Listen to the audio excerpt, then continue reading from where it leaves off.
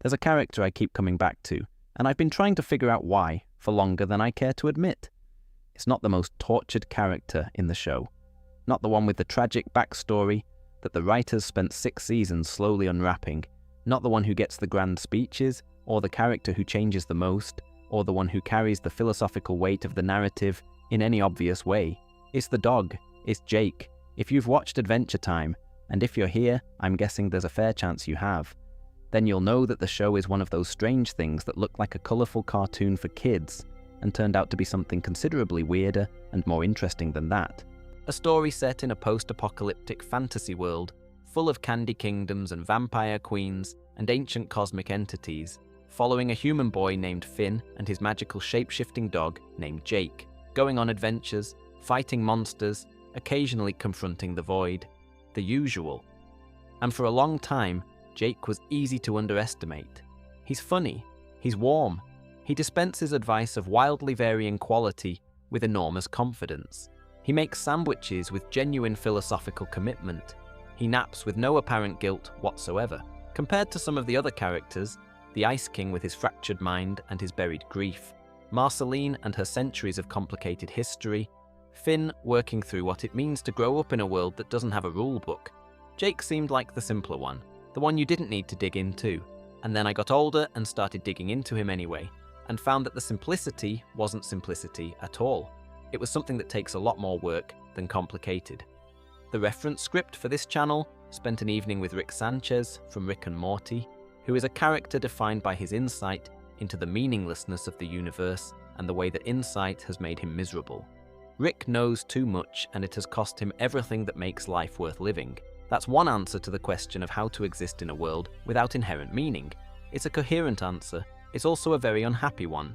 Jake is another answer. Jake lives in a world that contains genuinely the same cosmic indifference, ancient entities of destruction, the bones of a dead civilization under every magical kingdom, the certainty of loss and change and eventual ending. And his response to all of it is to play the viola on a Tuesday afternoon and make sure he's at Lady Rainicorn's by 4 o'clock. Not because he doesn't know what the world is, because he does know, and he's decided that the Tuesday afternoon is the point, not the obstacle. That's what tonight is about. Jake the dog. The philosophy of someone who has, I think, genuinely figured out a few things. Not by being particularly clever about them, but by being remarkably steady. We'll get into his stoicism, his relationship with death, what his origins tell us about identity, how he parents, how he loves, what he does with small joys, and why his version of being okay in a chaotic world is actually more interesting than the versions that come with more drama attached. If you're new to Adventure Time, don't worry, we'll cover what you need as we go, and nothing in here requires you to have watched every episode. And if you're already a fan, well, you've probably thought about some of this already, and hopefully there's something in here that takes it a bit further. Get comfortable. This is going to take a while, and that's rather the point. Something worth saying at the outset. This isn't primarily a video about Adventure Time as a whole, although we'll be moving through quite a lot of it. It's specifically about Jake. What he represents, what he does, and what his way of moving through the world might offer as a model, or at least as an example. The show has plenty of other characters who are worth extended attention, and maybe we'll get to some of them in future videos. Tonight is Jake's. Also worth saying, I'm going to be treating Jake as a coherent character with a consistent philosophy, even though he's the product of multiple writers across many seasons, and some inconsistencies are inevitable. That's how fictional character analysis works. You look for the through lines, you treat the inconsistencies as human rather than categorical, and you build a picture of someone from the accumulated evidence. Jake's through lines are strong enough that this is a fairly comfortable exercise. He's one of the more legible major characters in the show, even if what he represents takes some time to articulate. A brief note on why this is sleep content specifically. Spending time with Jake is, I find, restful in a way that's somewhat unusual for philosophical analysis. There's no tension to resolve, no crisis to work through. The character isn't in distress, and neither is the discussion. We're spending an evening in the company of someone who has, by and large, found a way to be at peace, and I think that quality transmits, slightly, gently, through extended engagement with him. The goal is to arrive at the end of this, having absorbed something useful, without anything feeling urgent about the process of absorbing it. Jake would approve of that approach. He'd probably also recommend a nap around the halfway point. Oh, if you'd like to subscribe while you're settling in, it's completely free and it does help, but really, just make yourself comfortable. Adventure Time premiered on Cartoon Network in April 2010, created by Pendleton Ward, and ran for 10 seasons before ending in September 2018. After that came a handful of specials under the Distant Lands banner, released through 2020 and 2021, and eventually a spin-off series called Fiona and Cake in 2023. It's a lot of television, is the short version. Enough television that you can spend a fair amount of time with it and still feel like you've missed things. The world it takes place in is called the Land of Oo. It's a bright, strange, occasionally horrifying place full of sentient candy people, wizards, robots, demons, rainicorns, and ancient entities of cosmic destruction. The show gradually reveals, and this is one of its best slow burns, that Oo is actually Earth, thousands of years in the future, long after a catastrophic event called the Mushroom War reduced human civilization to nothing and left the world open to be repopulated by magical creatures. You can see the ruins of our world if you know where to look. An ice cream cart buried in a glacier here, the shape of a city skyline visible in an old mountain range there. The show is never precious about this detail. It just lets it sit in the background, giving everything a faint undercurrent of haunted history. Into this world, Finn the human, a young boy who loves adventure and heroism and doing the right thing, and Jake the dog, his best friend and adoptive older brother, a magical dog with the ability to stretch and reshape his body into almost anything. They live in a treehouse in a forest and go on adventures. That's the premise, more or less. The show does quite a lot with it over 10 seasons. Jake's design is one of those things that's easy to overlook because it's so familiar. He looks like a squat, orange bulldog crossed with several other animals. There are hints of bear and hyena in there if you look closely enough.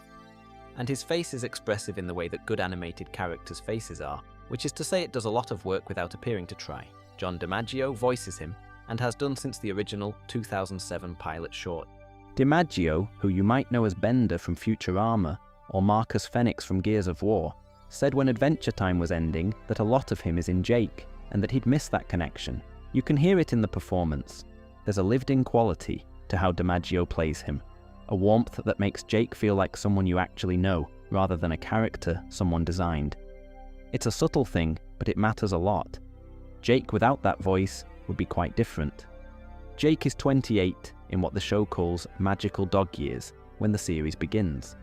The show is a bit loose on what that translates to in human terms, but his behaviour places him somewhere in his mid to late 20s in most respects. Old enough to have a settled sense of himself, young enough to still find most things genuinely interesting. He ages over the course of the series, though the show doesn't track this rigorously. By the later seasons, there's a sense that he's older without the show particularly specifying how much. He's moved into the stage of life where you have children who are themselves adults and have opinions about you, which tells you something. His backstory, as it becomes clearer over time, is that he was raised alongside his older brother Jermaine and a young Finn, who was adopted by Jake's parents Joshua and Margaret after being found as an infant in the woods. His parents were dog detectives, a noir setup that the show deploys for one very good flashback episode in Season 6, and both died before the main events of the series, though the exact circumstances aren't fully established. The show gestures at Joshua having left a holographic dungeon as a kind of posthumous parenting exercise for Finn, which tells you something about the family's approach to things. Jake was, at some point before the show begins, a criminal. He led a gang. He did things he's not proud of, and we know this not from Jake's anguished confession, but from his old crew occasionally showing up, and from the fact that Jake Jr., one of his children, turns out to have inherited a fair amount of criminal talent and thought her dad would appreciate being involved in a heist. We'll get to that. At some point, Jake stopped, settled down, began adventuring with Finn, and started a long-term relationship with Lady Rainicorn, a Korean-speaking rainbow unicorn, who is, for various reasons, one of the best characters in the show. Lady speaks exclusively in Korean throughout almost the entire series. The show doesn't subtitle most of what she says for most of its run, which means English-speaking viewers understand her through Jake's translations and through context, which is quietly a formal choice about the relationship. We know Lady through Jake's attention to her. What makes Jake unusual as a lead character? and he is a lead, featured as prominently as Finn in the opening credits, his name in the title, is that he isn't defined by his arc of transformation. Most protagonists in animated shows, and honestly most protagonists anywhere, are defined by what they're becoming. They have something to overcome or achieve or discover about themselves. The story is about the process of becoming. Jake largely arrived. He's already who he is when the show starts, and the show doesn't treat this as a problem to be solved or a limitation to work around.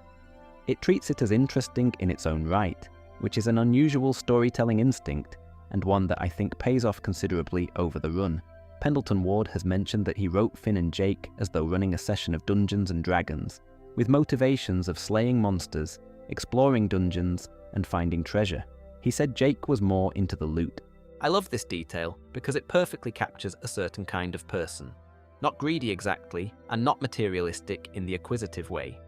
Just not pretending that material comfort isn't a genuine and legitimate pleasure, and not performing nobility about it. There's something honest about a character who, when asked why he goes on dangerous adventures, doesn't reach for a heroic answer. He goes because it's interesting, and occasionally there's treasure. Fair enough. What Jake loves, cooking, and particularly the challenge of cooking something truly great. He brings a kind of artisan seriousness to this that the show treats with genuine respect. Music, specifically the viola, which he plays alongside Lady Rainicorn. They apparently bonded over this shared interest initially, which is, again, a lovely and specific detail. Sleep. Real, committed, unapologetic sleep. His children, with a warmth that's occasionally smothering and always genuine. Finn, in the way that you love someone you've grown up with and who has been part of almost every significant thing that's happened to you. Adventure, in a fairly relaxed sense, not compulsively, not as an escape from something, not as a way of avoiding sitting still, just because the world is full of strange and interesting things, and why not go see them? What Jake doesn't love: excessive planning, effort for its own sake, being asked to run when he doesn't feel like running. There's an episode where he refuses to save Finn from a garden witch because running is involved, and while this is played for comedy, it's also just very Jake. Kim Kil-wan, his youngest son, telling him to get a job. We'll get to that. The thing that keeps me coming back to him is that he's the character in Adventure Time who seems to have the most functional relationship to being alive, and he achieves this without the show ever making it a lesson. He doesn't deliver sermons, he doesn't have a philosophy speech, he doesn't have a mentor moment where he explains his worldview to the audience. He just keeps being himself, in episode after episode, in circumstances ranging from mildly inconvenient to genuinely cosmically threatening, and he comes through it all as roughly the same dog. That consistency, genuine, unforced consistency, is rarer in fiction than it sounds, and rarer in life too. And I think it's doing something worth paying attention to, even if the show is too tactful to point at it directly. One last observation about Jake before we start getting into the particular philosophical threads. He is, by most metrics, the least changed major character in Adventure Time across its full run. Finn's arc is enormous. He starts as a child and ends as something approaching an adult, shaped by loss and failure and growth in ways the show tracks carefully. Marceline changes, Princess Bubblegum changes, though subtly. The Ice King changes in ways that are heartbreaking to watch. Jake does not change much. He's older at the end than at the beginning, and his life has expanded to include children and the full weight of what he and Finn have been through together. But his fundamental orientation toward presence, warmth, small pleasures, good company, and a certain serene acceptance of the world's difficulty is the same at the end as it was at the start. The show treats this consistency with respect. Jake doesn't need to change because he's already got the important things right. That's a rare thing to say about a major character, and it's worth sitting with. The first thing anyone tells you about Jake is that he can stretch. It's his defining ability, the thing the show reaches for.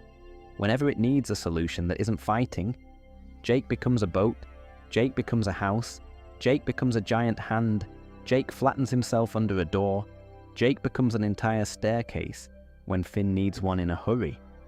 The stretchy powers are useful in a purely practical sense, and the show exploits this constantly with obvious and justified delight. But they're also strange, and the strangeness is worth sitting with for a bit, because there's something philosophically odd about a character whose most distinctive feature is that they don't have a fixed form. Jake doesn't have a canonical form in the way that most characters do.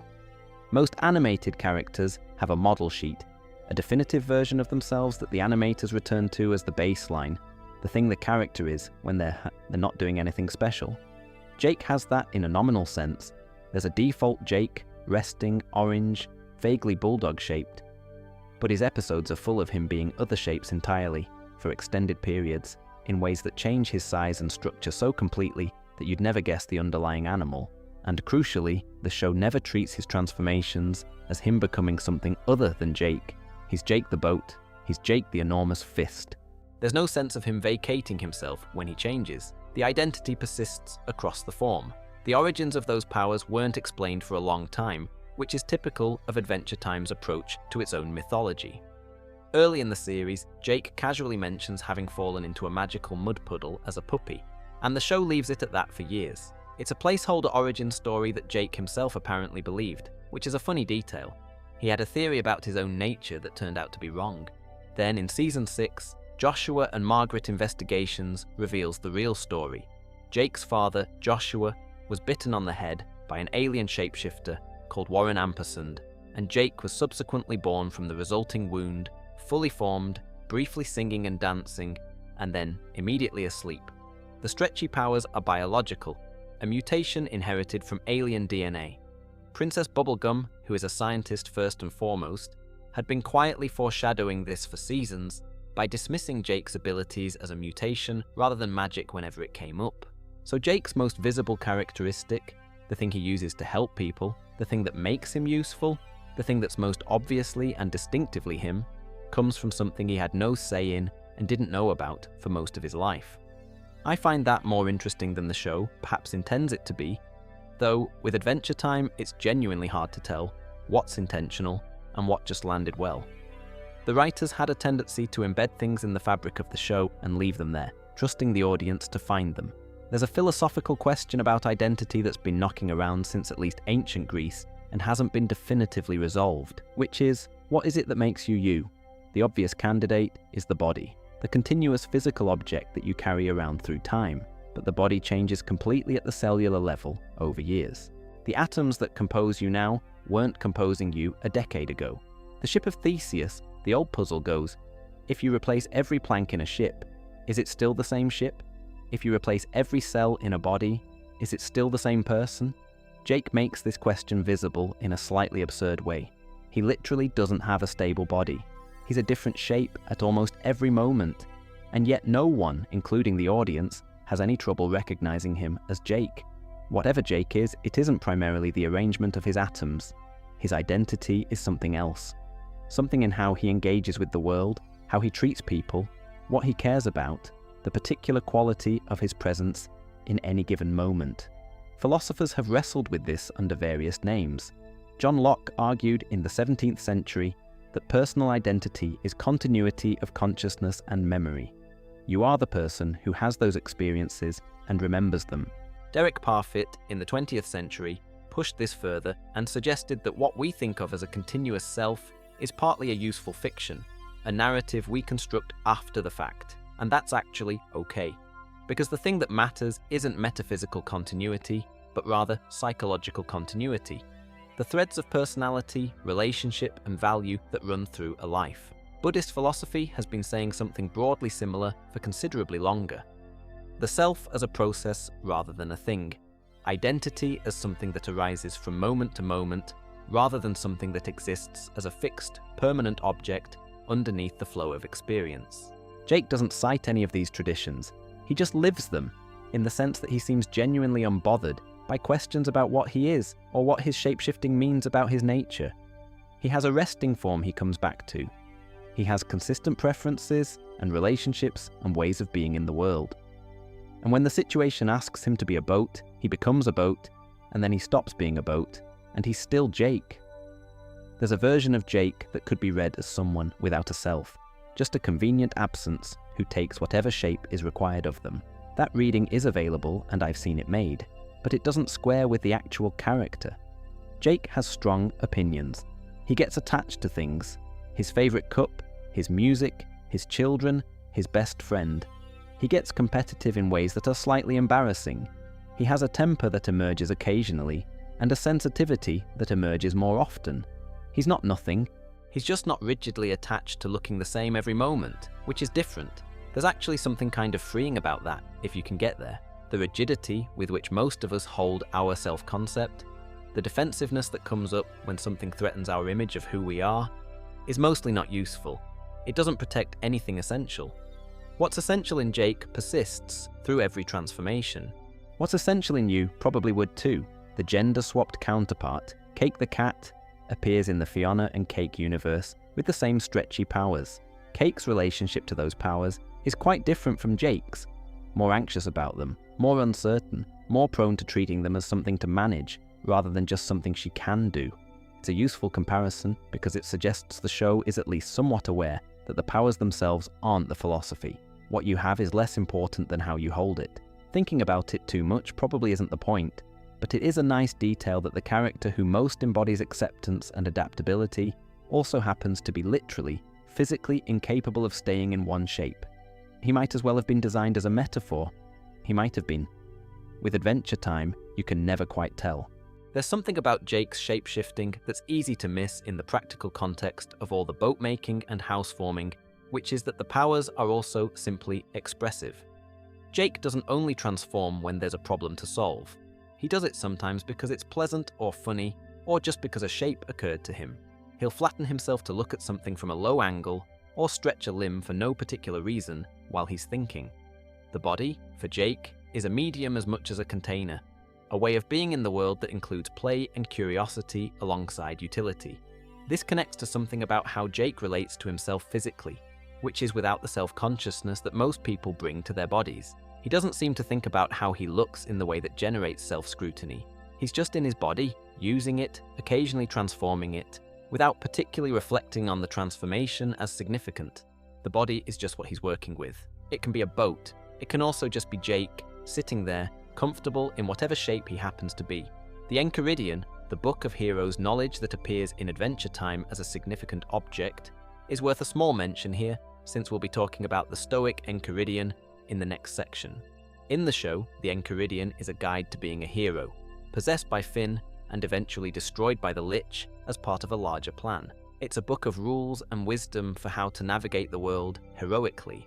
Jake, who has been adventuring at least as long as Finn and arguably faces the world's difficulties with more equanimity, never seems to particularly need the book. His guide isn't a text. It's just a settled, ongoing relationship with who he is and how he moves. The stretchy powers, the thing most obviously not human about him, are maybe the clearest embodiment of that. He has them, he uses them, they are unmistakably his. That's enough.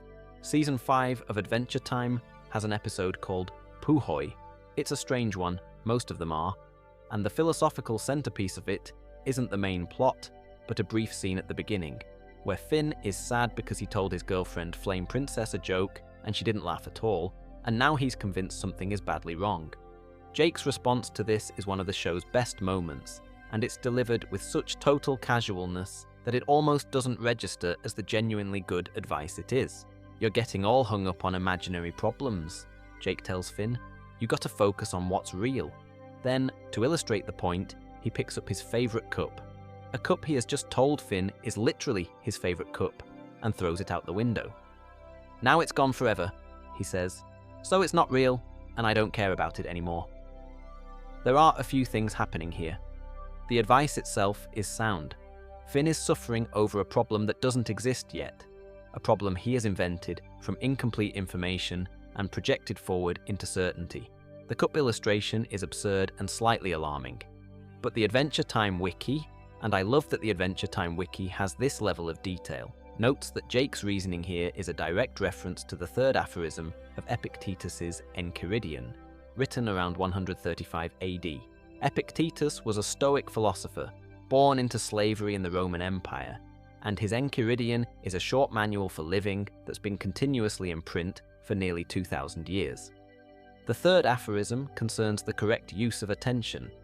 You should concern yourself with what is actually real and actually within your control, and you should not allow your mind to be colonized by things that are neither real nor within your control. Jake's cup throwing is, in other words, a physical demonstration of Stoic practice. He has identified an attachment, this cup which he likes, which has value to him, and he has voluntarily destroyed it to demonstrate that its absence is manageable. He is not going to suffer over a missing cup. And, more relevantly for Finn should not suffer over a problem that hasn't happened and may not. A small side detail that I find hard to leave alone, there is an actual object called the Enchiridion in Adventure Time, a book of heroes' knowledge that the Lich eventually destroys. Whether that's a deliberate parallel to Epictetus or a coincidence is the kind of question I've spent longer on than I should have, and I don't have a definitive answer. Stoicism as a philosophy is frequently misunderstood, partly because the word Stoic in everyday English has come to mean something like emotionless or enduring suffering without complaint. That's not really what the Stoics were after. Marcus Aurelius, the Roman emperor, who spent his reign fighting wars he didn't want to fight and wrote some of the most honest private journals in human history, was not someone who suppressed his emotions. He felt things deeply. What Stoicism gave him was a framework for relating to those feelings differently, for not being swept away by what he couldn't control, and for directing his energy toward what he actually could do something about. Jake's version of this is looser and less systematic, but it's recognizably in the same family. He's not someone who doesn't feel things. He clearly does. He's demonstrably warm, he gets competitive, he gets anxious about his children in ways he has to work through. But his baseline is an orientation toward the present and the real, rather than toward the hypothetical and the anticipated. He worries about the problem in front of him, not the problem he's imagined for next week. The cup line, focus on what's real, comes up in various forms throughout his appearances. When Finn spirals, Jake tends to gently redirect him back to the present situation, not dismissing the feeling, not telling him not to worry, just here's what's actually happening right now. What do we do with that? The practical question this raises is whether Jake's equanimity is genuinely philosophical or just temperamental. Maybe he's not a Stoic. Maybe he's just a naturally calm dog. I think the show has it both ways, and that's probably right. Jake's temperament lends itself to this orientation, but the orientation is also something he applies thoughtfully. He's not simply easygoing in the way that someone who hasn't thought about much can be easygoing. He engages with difficult situations. He just engages with them from a particular starting point. The famous Stoic dichotomy between what is up to us and what isn't maps quite well onto how Jake navigates the show's events. He doesn't waste enormous energy trying to control outcomes he can't control. He focuses on his response, his presence, what he can actually do. And when things go wrong, which in Adventure Time they frequently do, in ways both small and cosmically large, Jake tends to process and move forward rather than spiraling backward. This sounds simple. It is, in a sense, simple. It is also, in practice, one of the harder things to actually do. There's something worth saying about the difference between Jake's version of Stoic acceptance and the more brittle, performed version of Stoicism that shows up in self-help culture. The kind that's really just suppression dressed up in philosophical language.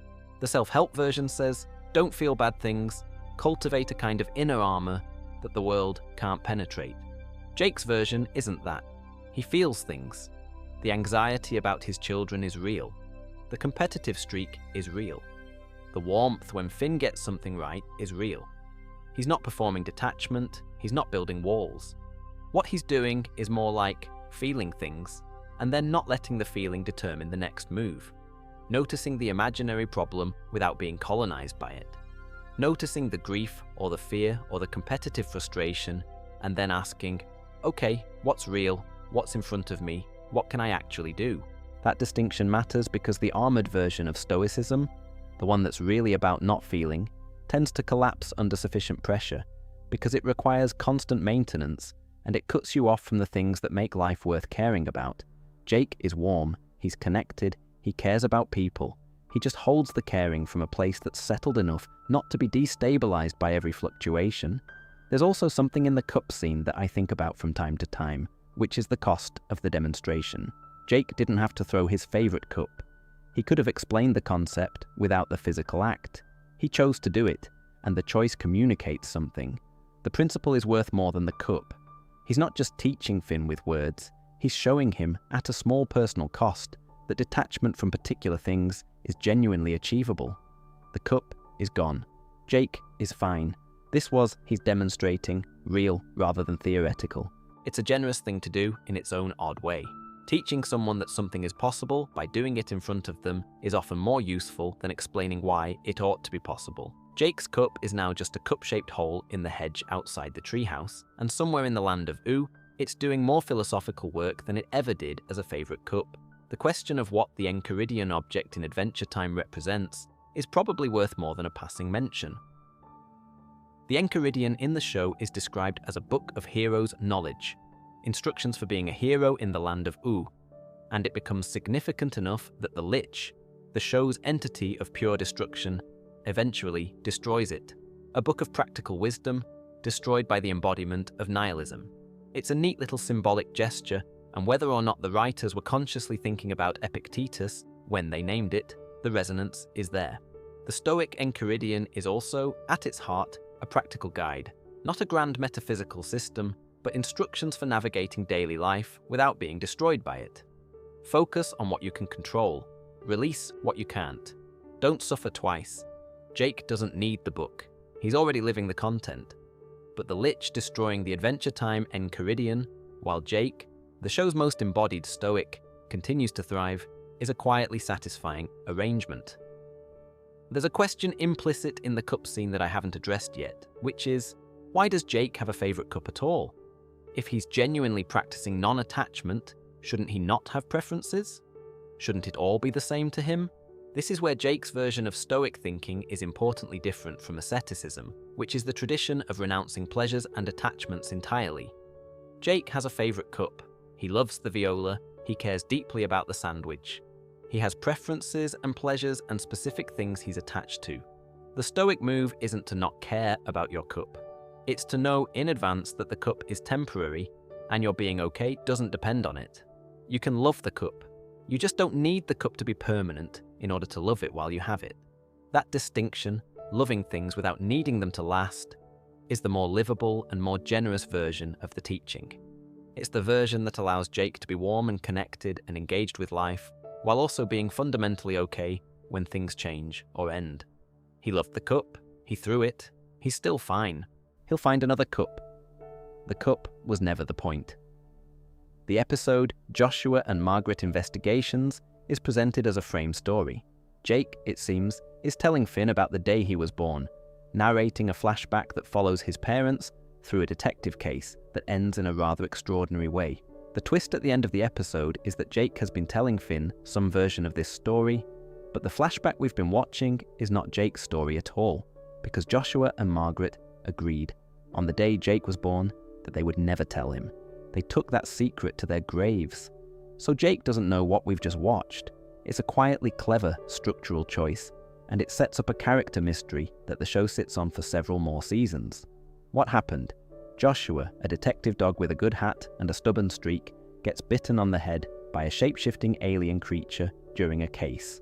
The creature, later identified as Warren Ampersand, is an extra-dimensional being whose species appears designed to merge its DNA with other life forms. The bite leaves a swelling on Joshua's head. Margaret, who is heavily pregnant at the time and who the show depicts as significantly more competent than her husband in a crisis, tracks the creature down and extracts a venom sample while Joshua convalesces. And then the swelling bursts and a tiny Jake emerges, already talking, briefly breaking into song and a small dance, and then immediately falling asleep. He is born from his father's head, fully formed, already himself. The show nods to this being like the myth of Athena, born from Zeus's head, already the goddess of wisdom and warfare, fully realized on arrival. It also nods to the chestburst scene in Alien. It is simultaneously deeply mythological and very silly, which is the Adventure Time house style. The significance of Warren Ampersand isn't just biological. It explains Jake's stretchy powers as a mutation rather than magic, which Princess Bubblegum had been quietly hinting at for seasons. But Warren himself reappears later, in the Distant Lands era, with a different agenda. He introduces himself to Jake, takes him to his home world, shows him a museum he's apparently constructed in Jake's honor, and tells him he's been watching over him his whole life. It's all very moving. And then it turns out Warren is manipulative, dying, and needs to drain Jake's stretchy essence to extend his own life. Jake's response to this revelation, the discovery that his biological parent is effectively a parasite who created him as a resource and built a sentimental story around the extraction, is one of the more interesting things the show does with his character. He doesn't have an identity crisis. He doesn't collapse under the weight of finding out that the origin story he never knew is darker than the version his parents protected him from. He processes it, refuses to cooperate with Warren's plan, and moves on. This would be a dramatic catalyst for almost any other character. Adventure Time is full of characters who are shaped by the circumstances of their origins. Finn's abandonment, Marceline's centuries of survival, the Ice King's gradual erasure by a magic crown. For Jake, it's just one more thing that happened. I think there are two ways to read this. One is that Jake is simply in denial, or not engaging deeply with something that should be affecting him more. The other, and this is the one I find more convincing, is that Jake's sense of who he is has never been particularly dependent on where he came from. Joshua and Margaret are his real parents. This isn't just sentiment. They raised him, loved him, made decisions to protect him, including the decision not to tell him the truth about his birth, which is debatable as a parenting choice, but was clearly made with care. Warren is a biological contributor who turned out to be acting in self-interest. The show doesn't force Jake to reconcile these into a tidy narrative, because there isn't one. What Jake knows is who he's been and who he's been shaped by, and the alien who technically started it all doesn't particularly change any of that. This is actually a philosophically coherent position, and not a trivially easy one to hold. The idea that your identity is constituted by your relationships and experiences, rather than by your origins, is intuitive in the abstract, and genuinely difficult when the origins turn out to be strange or painful. Most people, when confronted with a dramatic revision of their personal mythology, find it destabilizing in ways that take time to process. Jake processes it fairly quickly. This might be a limitation of the show's pacing. The Distant Lands specials are each relatively short, and there isn't room for a more sustained reckoning. Or it might just be Jake. I lean toward Jake. What Joshua and Margaret's choice says about the show's thinking on family is also interesting. They chose to raise Jake as their son without qualifications. They chose not to burden him with a story about his origins that would have served no purpose and might have hurt him. They were, by most measures, good parents to him, flawed in various ways, present in the ways that mattered. The biological fact of Warren Ampersand is real, but it isn't the story. Jake seems to understand this without needing it explained.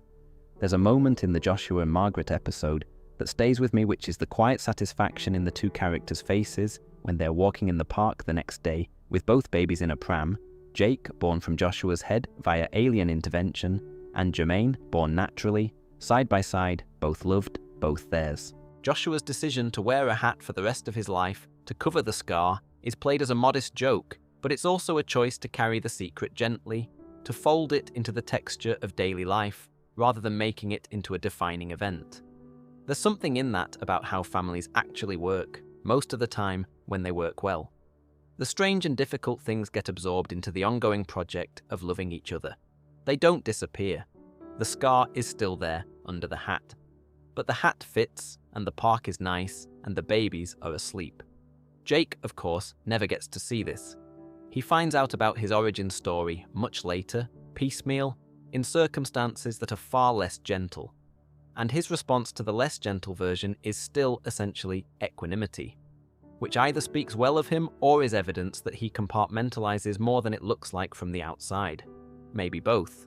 What I think is genuinely true is that Jake has always known who he is in the ways that matter.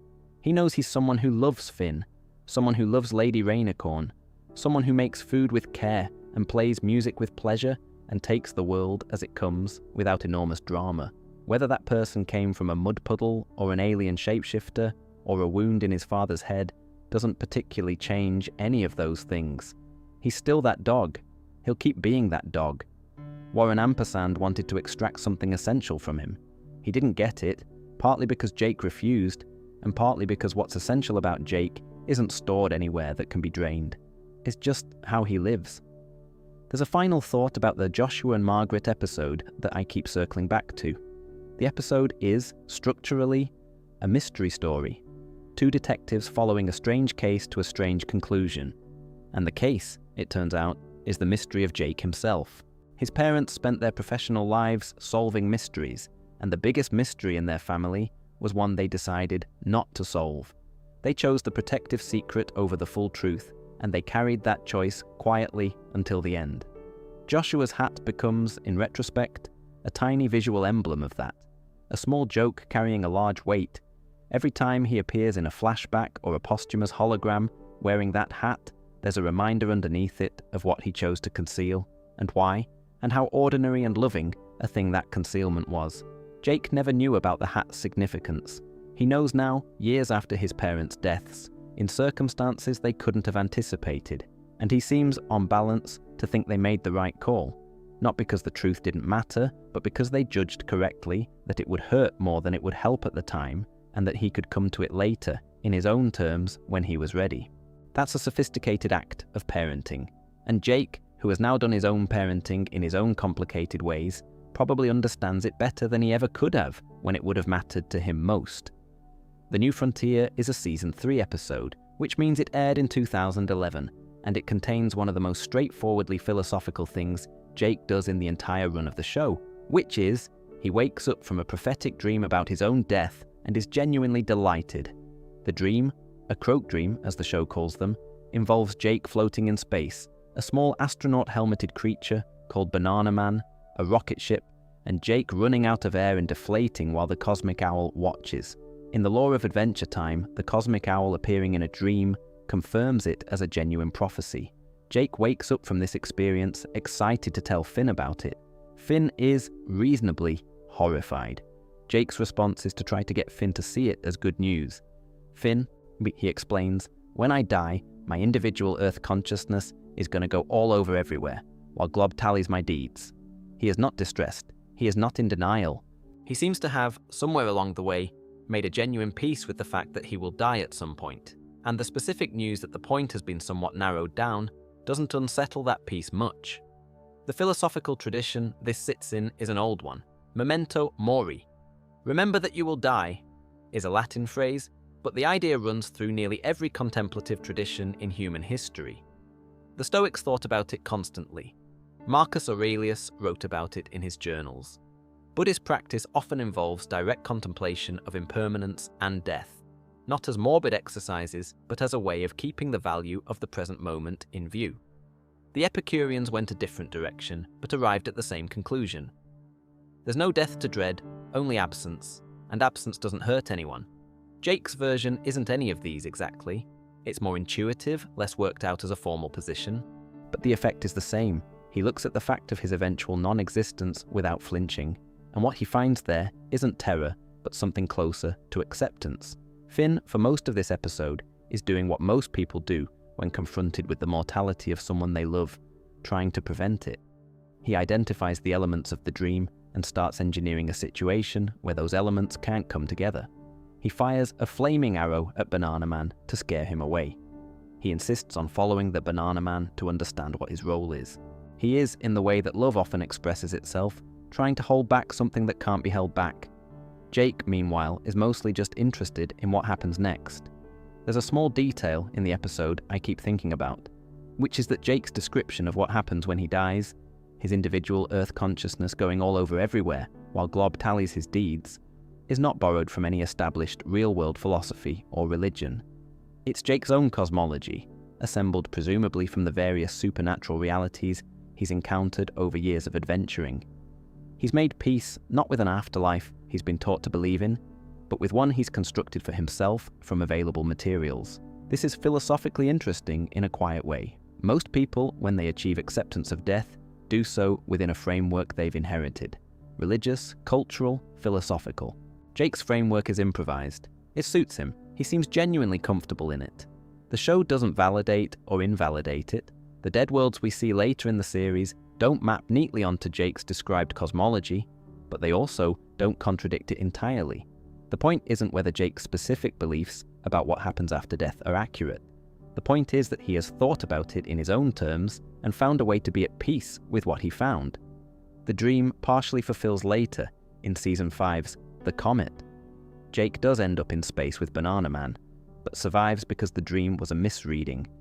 It was predicting rescue, not death. The cosmic owl's prophecies, it turns out, are not quite what they seemed. This is a satisfying late correction, but what I find more interesting is that Jake's peace with the dream, the acceptance he'd already arrived at, wasn't dependent on the outcome. He wasn't calm because he secretly knew it would be fine. He was calm because he'd decided that it was okay if it wasn't. There's a version of courage that's really just confidence that things will work out. Jake doesn't always have that kind of confidence. He has his anxious moments like anyone else. What he has instead, at least about death, is something more durable, a peace that doesn't require a good outcome in order to function. Later in the show's extended life, in the 2020 Distant Lands, Special Together Again, we do see Jake after his death. He's been in the dead worlds for some time. The special doesn't specify how long, but long enough that he's settled in. And when Finn arrives looking for him, Jake's demeanor is warm and glad and characteristically unhurried. He's not suffering. He's not waiting in agony. He's just there, in the way that Jake tends to just be in whatever situation he's in. There's a bittersweet quality to those scenes that the special earns honestly. It's not that death doesn't matter in the world of Adventure Time. The dead worlds are real, and passing through them has weight. But Jake's presence in them has the same quality as his presence everywhere else. Present, warm, not particularly anxious about the current circumstances. One of the things I find genuinely moving about Jake's approach to death is that it's not performed. A lot of fictional characters who accept death do it in dramatic speeches or sacrifice moments. They're given a heroic context that makes the acceptance legible and admirable. Jake's acceptance is mostly just there, ambient, not something he announces, just a thing about how he is. That's actually harder to write than the dramatic version and harder to achieve in real life. The dramatic version requires a good moment. The quiet version has to be true all the time. There's a further dimension to the Croak Dream episode that's easy to miss, which is that Jake's acceptance isn't purely self-regarding. Part of what's happening when Finn panics and Jake stays calm is that Jake is managing the relational cost of his own mortality. He can see that Finn is in pain over the prospect of losing him, and rather than being absorbed by his own reaction to the dream or asking Finn to be absorbed by it, Jake tries to offer Finn a different frame. This is okay. Not because it doesn't hurt, but because there's a way to hold it that doesn't require it to be a catastrophe. That's an act of care, actually. Jake, facing the possible news of his own death, is primarily thinking about how Finn is going to be okay with it. This connects to something that's probably worth naming directly, which is that Jake's equanimity about death isn't detachment. He's not indifferent to dying. He has people he loves and things he enjoys, and a life he's built. He'd presumably prefer to keep it. His acceptance isn't the acceptance of someone who doesn't care whether they live or die. It's the acceptance of someone who has decided that the caring and the ending can coexist, and that the ending doesn't retroactively erase the caring. That's a distinction that matters a lot. The difference between not minding dying because you've already given up on life, and not minding dying because you've so thoroughly inhabited life that its ending seems like a reasonable conclusion rather than a theft. Those are very different things. Jake is firmly in the second camp.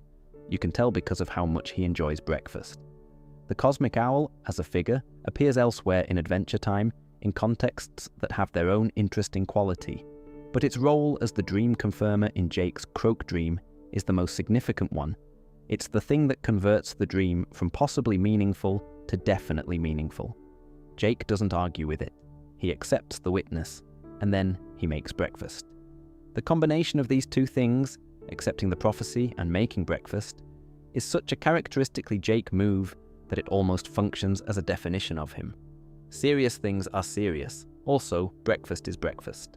Both are true. Neither cancels the other. The world doesn't stop for the cosmic owl, and neither does Jake. There's something here about the relationship between big and small that runs through Jake's whole approach to life. He doesn't use the big things as a reason to neglect the small things, and he doesn't use the small things as a reason to ignore the big things.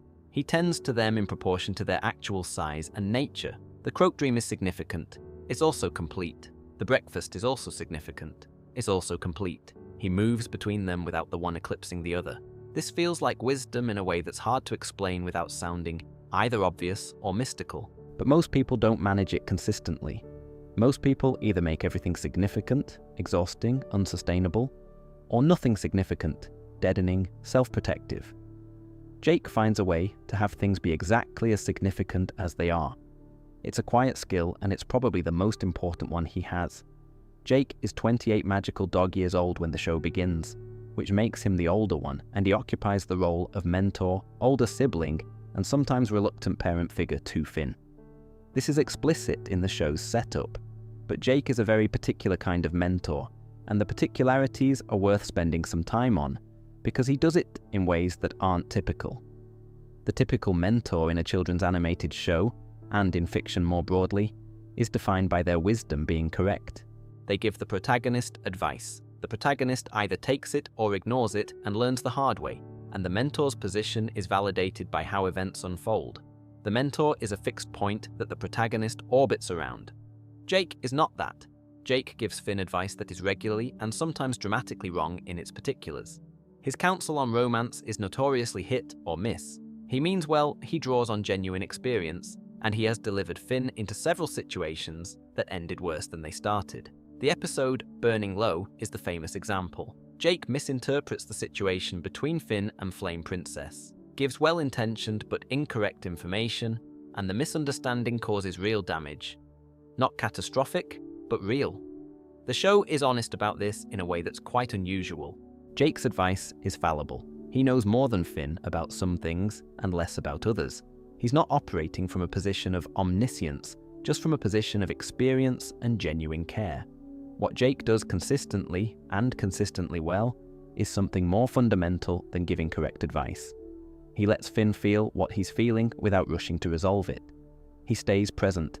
He models a version of engaging with the world that doesn't require having everything figured out before you can act or be okay. And when Finn is in a crisis, a real one, the kind that requires someone to be there rather than someone to solve it, Jake is there. This sounds like small beans. It isn't. The capacity to be genuinely present with someone in difficulty, without needing the difficulty to end quickly, without making their distress into your problem to solve, is rare and valuable, and quite difficult. Most people, when someone they love is suffering, move immediately toward fixing. Jake moves toward accompanying. The show also handles the asymmetry between Jake and Finn carefully. Jake has more experience, more powers, more perspective. He could, in theory, be paternalistic about it. He could treat Finn as a permanent junior who needs supervising. He doesn't. Their relationship has a peer quality, even accounting for the gap. They're brothers, in the deepest functional sense of that word, which means they also bicker and compete and occasionally drive each other crazy. Jake doesn't hold his seniority over Finn, he just keeps being alongside him. There's a thread through the series about Jake stepping back as Finn's capabilities and maturity increase. Early seasons have Jake more actively leading, making decisions, managing situations, keeping Finn out of trouble. Later seasons have Finn increasingly driving things, with Jake in a supporting role. This isn't drawn attention to particularly, but it's there, and it tracks with something true about how good mentorship actually works. The goal is to make yourself progressively less necessary, not more. Jake seems to understand this without needing to say it. There's a moment that illustrates this shift fairly well, which comes from the later seasons when Finn is dealing with something difficult, and Jake is present, but clearly not the one with the answers. He doesn't pretend to have them.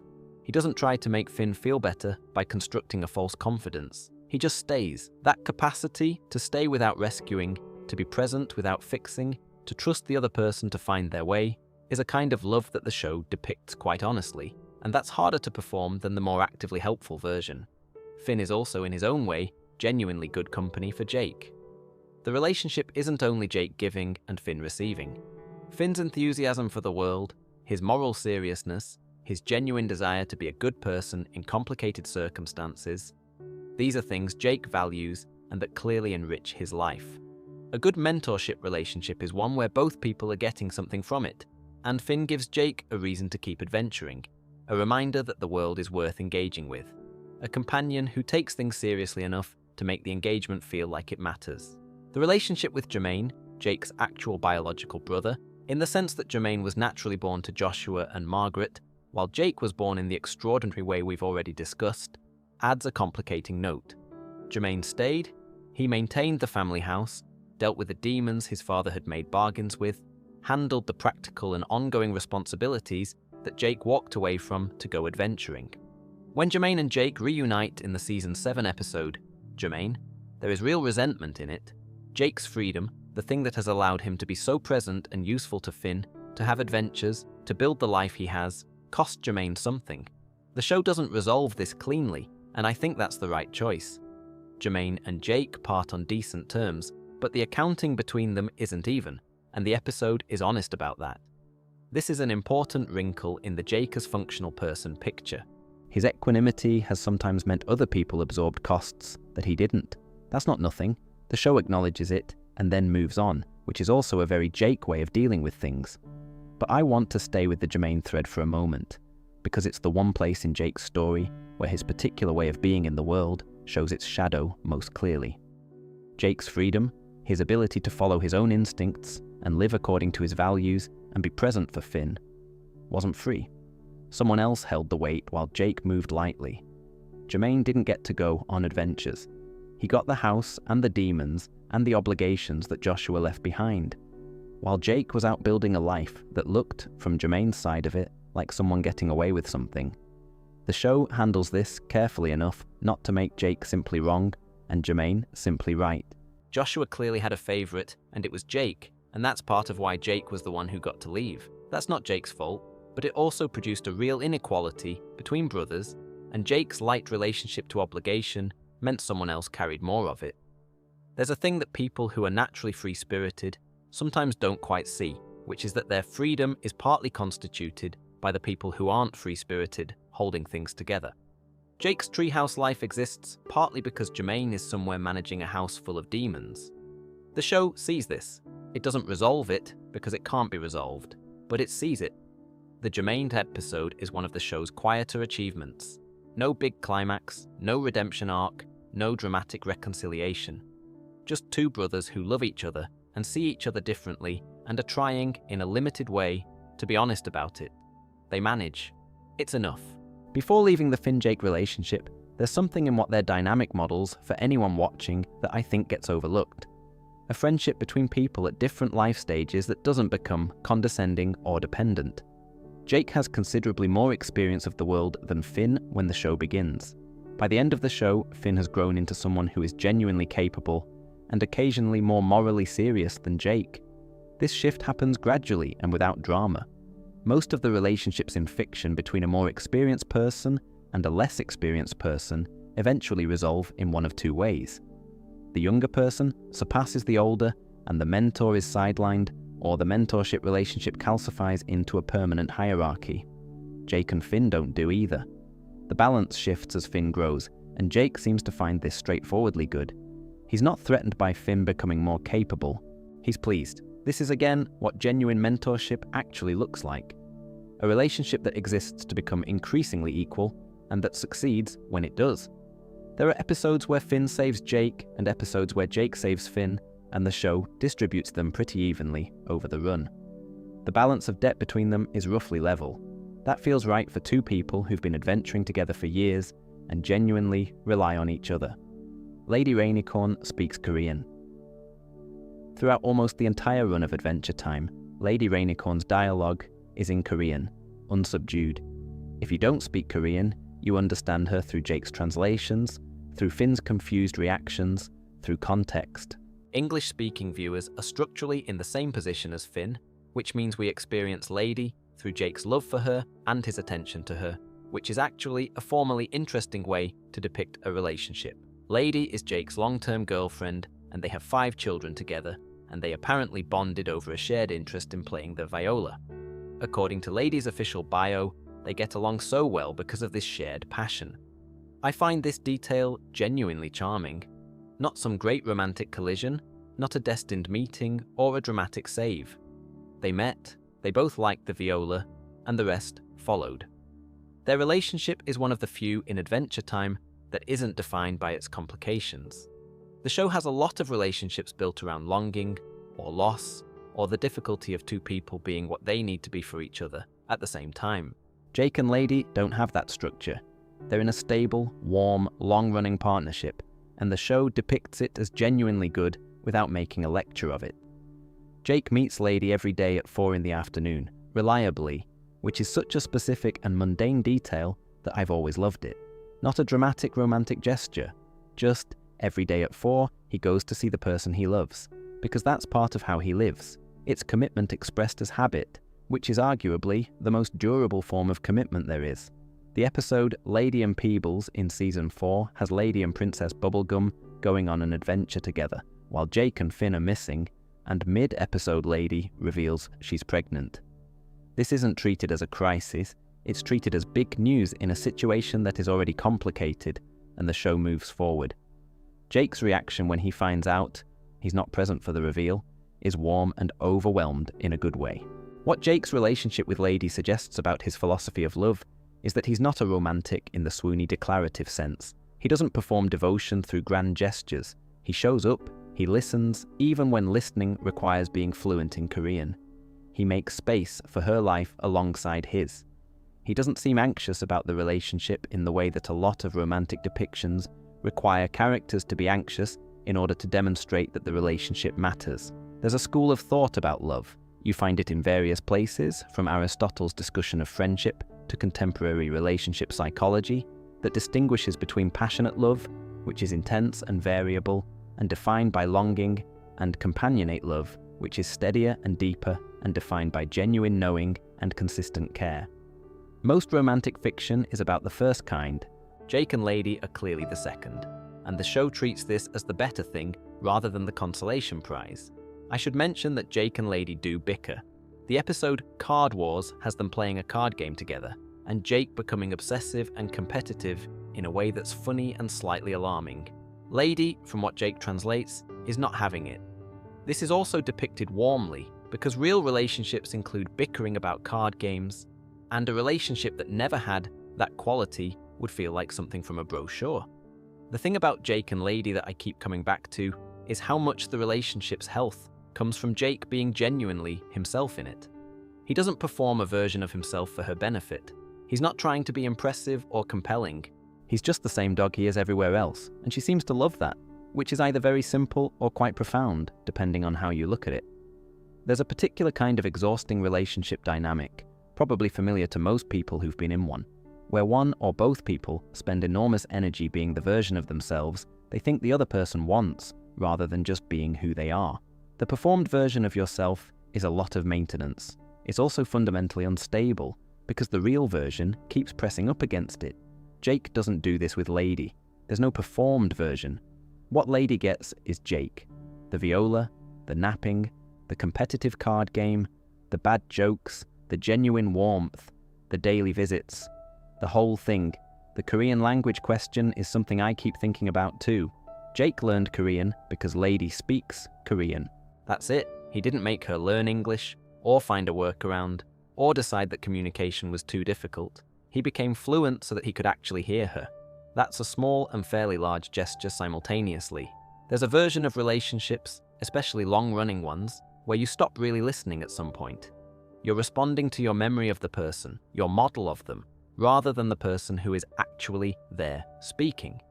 Jake, by virtue of being the only person who can understand Lady directly, doesn't have that option. He has to actually listen, every time. It's a structural demand for attention, built into the relationship by the language difference. And the show depicts a relationship that has genuine attentiveness at its center. That's what I mean when I say the Lady Rainicorn relationship is doing more work than it seems to be. It's a quiet demonstration of what sustained care looks like in practice, over time, without drama, and the sustained part matters. Adventure time runs for a long time, and Jake and Lady's relationship is present throughout. Not always foregrounded, not always the focus, but consistently there. The daily visit is not dramatically significant any single time we see it. Its significance is entirely in the repetition. He keeps showing up. She's there. This is the relationship. A lot of fiction about love is interested in its beginning, the moment of recognition, the falling, the first declaration. A smaller amount is interested in what comes after years of choosing the same person. Jake and Lady are firmly in the second category, and the show is wise enough to treat the choosing, the consistency, the daily showing up, as the more interesting thing.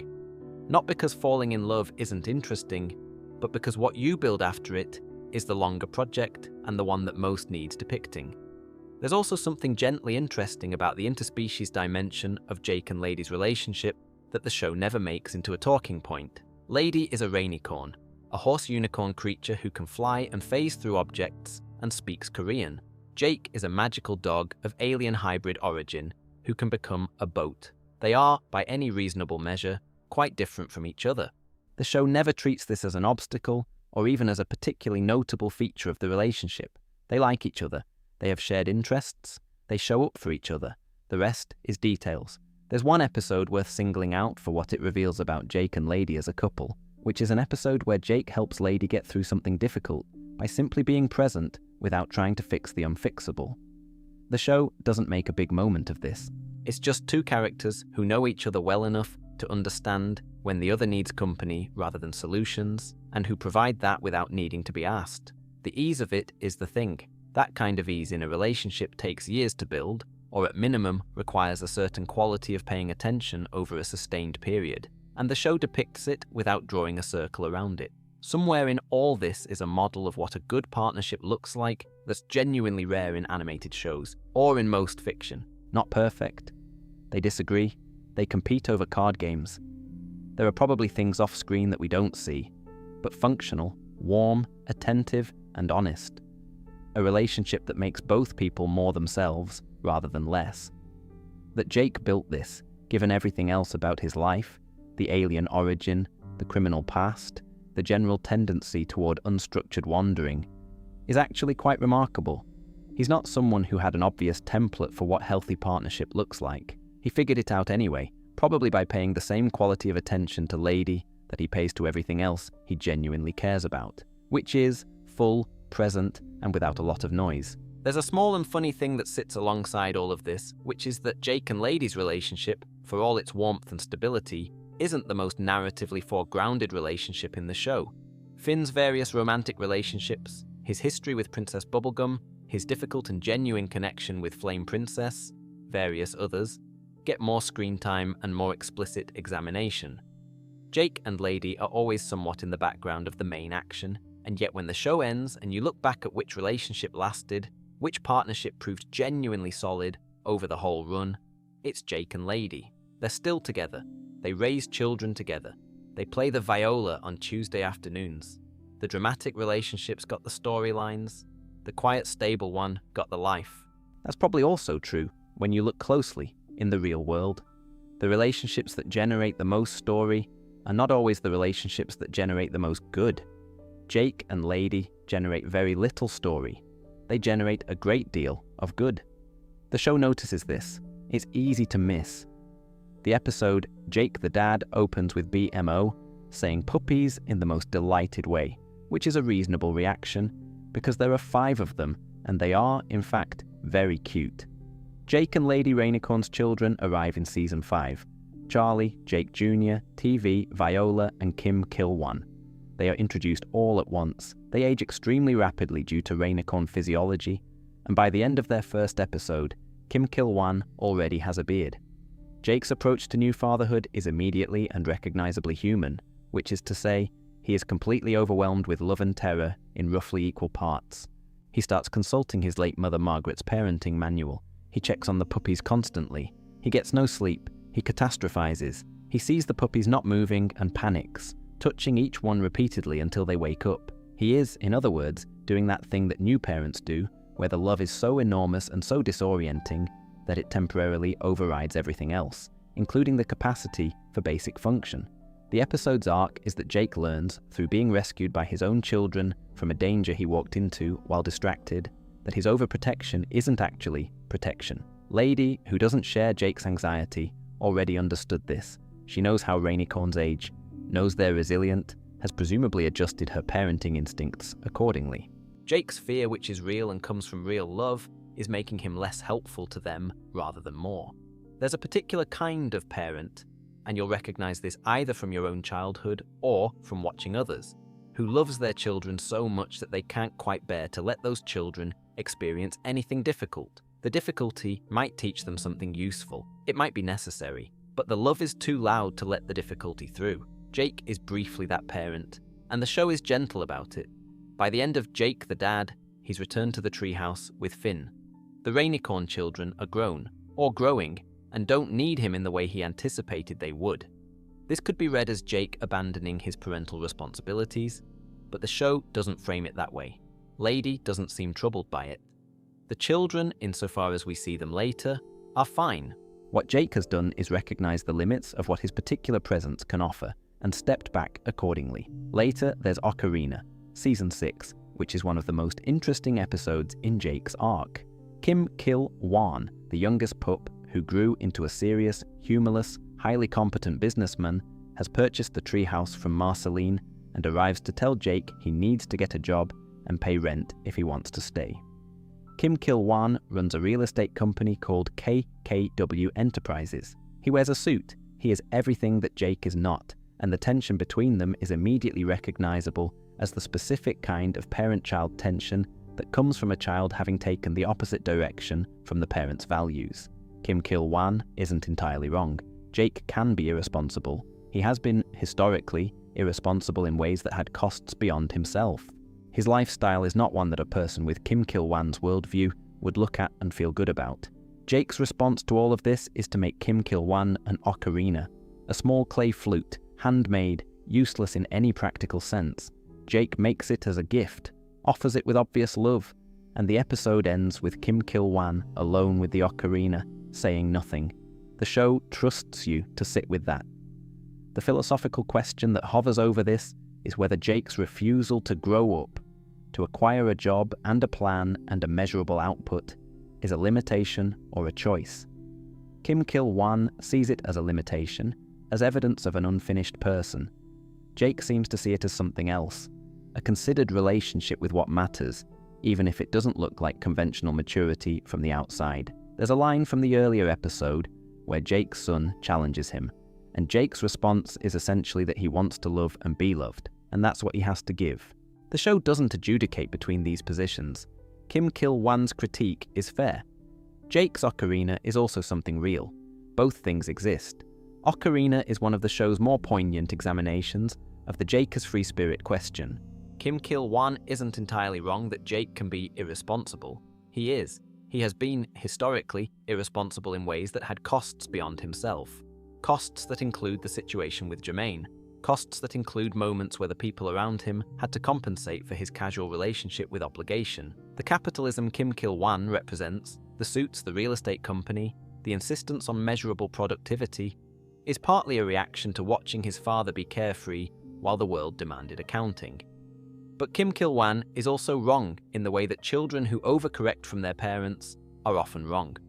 He's built a life that looks nothing like Jake's, and that involves a kind of joylessness that the show is honest about. He's responsible and successful, and rigidly so, and the episode asks, without answering directly, whether the rigidity is serving him.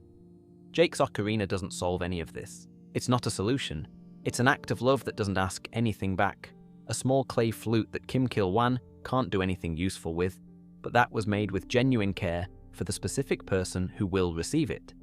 Jake has nothing to offer his son that fits inside the framework of Kim Kil-Wan's values. But he has this. He made it. It's yours. The episode trusts you to sit in the ambiguity after the credits roll. Did it reach Kim Kil-Wan? The show doesn't say. But Kim Kil-Wan was holding the ocarina at the end of it, and the framing suggested something happening in him that wasn't the usual accounting. One more thing about the Parenthood arc that I find genuinely affecting. All 5 of Jake and Lady's children grow up to be themselves in ways that are clearly their own. Charlie's adventurous charisma, TV's gentle interior life, Kim Kil-Wan's serious competence, Jake Jr.'s remarkable criminal talent, Viola's artistic sensibility. They came from Jake and Lady. You can see both parents in them, but they're none of them copies of either parent. They arrived as their own people. That's probably the thing Jake would be most proud of, if pressed, though he'd probably express it by making everyone dinner and then napping. There's a broader philosophical point here about what good parenting is actually for, which the show illustrates through the children's diversity rather than stating directly. The goal isn't to produce children who resemble you. It isn't even, necessarily, to produce children who are happy in the ways you're happy or value what you value. The goal is to produce people, full, genuine, distinct people who can meet the world on their own terms. Jake's hands-off instinct, once he recovers from the initial terror of new fatherhood, is actually correct for this. You can't make someone become themselves by hovering.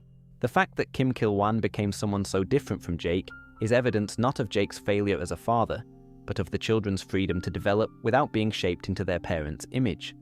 Kim Kil-wan is, on his own terms, thriving. His values are different from Jake's. His idea of a good life is different. But it's his, arrived at through his own experience and temperament. And that's the point. Jake probably doesn't think about it in these terms. He mostly just loves them and makes them food when they visit. But the result is children who are genuinely themselves, and that's a rarer and better outcome than children who became small copies of their father. There's also a version of Jake's parenthood story that sits in useful contrast to Joshua's. Joshua was, by the account we get, a father who had a favourite. Jake was clearly preferred over Jermaine, given more freedom, allowed more adventure, while Jermaine managed the household obligations. Joshua loved Jermaine, but the love wasn't distributed equally, and Jermaine's life was shaped by being the less favoured son. Jake, who carries this history whether he fully knows it or not, seems to have avoided replicating the dynamic with his own children. The show doesn't draw attention to this, but the 5 children's different lives, none of them obviously preferred, each pursuing their own path, suggest a parent who loves his children as individuals, rather than as extensions of his own preferences and priorities. That's not nothing. That's actually a specific kind of growth, happening quietly, in the spaces between episodes. This is something the show mentions in passing, in the way that someone might casually mention a slightly awkward period of their life from a sufficient distance of time. Jake, before he was an adventurer, was a criminal. He ran a gang, he stole things, he did things that he doesn't appear to be particularly proud of, and also doesn't appear to be particularly tortured by. The criminal past is primarily explored in One Last Job, Season 4, where Jake's former gang, a group of extremely competent thieves, shows up to inform him that his daughter, Jake Jr., has been kidnapped, and they need his skills for one last heist to get her back. Jake assembles a crew, they pull off the job, and the twist is that Jake Jr. was never actually kidnapped. She engineered the whole thing because she wanted to spend time with her father and suspected he wouldn't come any other way. This is a lovely structural joke that also does something quietly interesting, which is that Jake Jr., who inherited his stretchy powers and a fair amount of his personality, wanted her father's particular skills, the criminal skills, the part of him that he's moved away from but hasn't erased, and she found them worth seeking out. The show presents Jake's criminal past as genuinely behind him. He's not the gang leader anymore, he's not running jobs. He declined that life and chose something else. But it also doesn't present it as a wound or a source of ongoing shame. It's more like, that was a thing he did, he doesn't do it anymore, he still has the skills because skills don't disappear just because the context for them changes. This is philosophically interesting in a quiet way. We tend, culturally, to want reformed characters to demonstrate their reformation through some combination of guilt, ongoing vigilance, and occasional backsliding as proof that the reformation was genuine. Jake doesn't seem to operate that way. He changed direction at some point, and the new direction is the direction he's going, and the old one is just the old one. The Jermaine dimension of this is worth revisiting here, because Jermaine's resentment isn't just about Jake's adventuring lifestyle. It's also about what Jake's freedom cost him. Jermaine was left to manage the consequences of Joshua's bargains with demons, while Jake was out doing whatever Jake does. The Season 7 episode, Jermaine, gives Jermaine a full episode to be his own character rather than a footnote, and the dynamic between the brothers has a weight to it that the show earned by not resolving it too quickly. Jake shows up in Jermaine, and the conversation between them is real. Not a dramatic confrontation, not a tearful reconciliation, but a genuine airing of something that needed airing. They manage, by the end, to be okay with each other. Not fully resolved, because fully resolved would be dishonest. But okay. What Jake's past adds to the overall picture of him is that his current equanimity isn't naive. He's not a character who has always been settled and easy and fine. He chose to become the version of himself he currently is. That choice involved leaving something behind and beginning something else, and the fact that he did it without particular drama doesn't mean it wasn't a real choice with real costs. A lot of people who've made significant changes in their lives, people who've walked away from things that weren't good for them or for others, describe a version of this. The change is real. The past is real. And at some point, you stop performing the distance from it and just live on the other side of it. Jake appears to have arrived at that point. I don't know exactly when he got there, and neither does the show, but he's there. There's a wider question this raises about what we think reformed people owe us, which the show doesn't ask directly, but which sort of hovers around Jake's depiction. The cultural expectation, particularly in a lot of fiction, and in a lot of moral thinking, is that someone who has done bad things should carry visible evidence of having done them. Guilt, haunted expressions, occasional relapses, a defining scar. The burden of the past should be legible. It should show. Jake doesn't provide that. He's genuinely past it, in the sense of not performing the past, and that can read, to audiences trained on more conventional depictions of redemption, as suspicious. Did he really reckon with it? Is he really sorry? But the show doesn't invite that reading particularly. Jake seems like someone who understood what he was doing was wrong, stopped doing it, changed course, and got on with things, which is, when you think about it, what successful change actually looks like. Not a dramatic arc of suffering and catharsis, just, I was that, now I'm not. Moving on. One small thing I love about One Last Job is that Jake is genuinely good at the heist. His skills are intact, his instincts are sharp, his former crew still trusts him. The skills weren't wrong, the direction they were pointed was wrong. When Jake Jr. engineered the whole scheme to spend time with her father, what she was reaching for was someone whose full self included this. The competence, the quick thinking, the capacity to move fluidly through complicated situations. She wanted to see her dad be excellent at something, even something inadvisable. That's a lovely thing to want from a parent, and it's a lovely thing for the show to give back to Jake, briefly. The reminder that who he was before isn't purely a thing to be regretted, just a thing that needed to be redirected. There's one more dimension to Jake's criminal past that's worth sitting with, which is the question of why he stopped. The show doesn't give us a definitive answer. There's no dramatic scene of moral reckoning, no moment where Jake witnesses the consequences of his choices and is moved to change. He just stopped.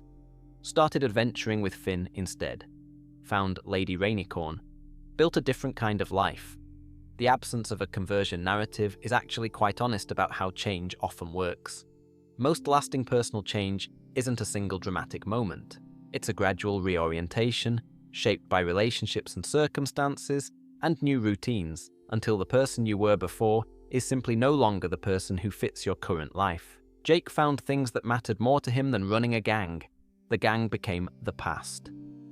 This is understated and completely believable. It also says something about Jake's relationship with his own story. He's not invested in making his past dramatic in either direction. Not dramatically terrible, demanding ongoing guilt. Not dramatically redeemed, requiring a heroic arc.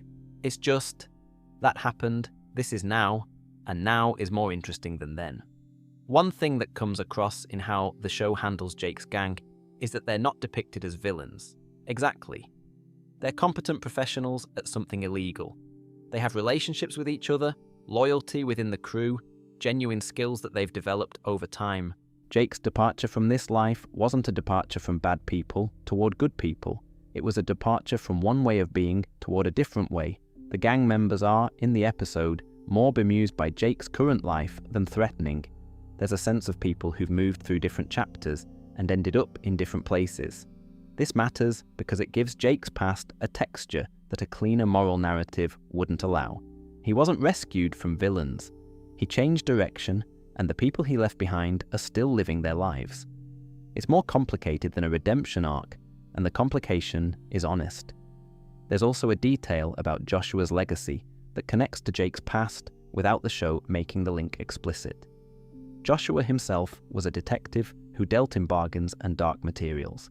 He left a dungeon for Finn as a legacy gift, which is the kind of parenting decision that makes more sense when you know the family background.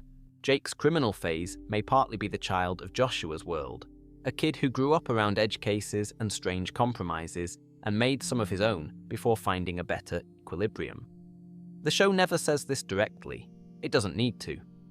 The last thought on this section: Jake's criminal past is, in the end, one of the things that makes him a full person, rather than a symbol. He's not Jake the perfectly wise dog, dispensing stoic wisdom from a place of untested calm. He had a different kind of life at one point. He made choices that were genuinely wrong. He built something from those choices, skills, experience, a certain fluency with difficult situations, and then redirected it all towards something better. The Jake who throws the cup out the window and says, "Focus on what's real," is not someone who arrived at that wisdom easily or in a vacuum. He's someone who chose it out of a history that included other choices. That makes it mean more. There is an episode of Adventure Time in which Jake makes a sandwich. This sounds extremely unimportant. It is in fact one of the show's more sustained commitments to a premise, because the episode treats Jake's sandwich not as background colour or comedy, but as a genuine and worthwhile creative achievement. Jake has a vision. He thinks carefully about each ingredient, what it contributes, how it works alongside the other elements, the architecture of the whole thing. He takes it seriously. The sandwich he makes is, the show implies, actually remarkable. Whether it's literally the greatest sandwich ever made in the land of Ooo is probably not the point, but the show commits to that possibility. What this scene does, and what a lot of Jake's small pleasure moments do, is demonstrate that he pays genuine attention to the things he cares about. He doesn't phone in the sandwich. He doesn't make it passively. He's present with it in the way that he's present with most things. Fully, without distraction, without one eye on something else.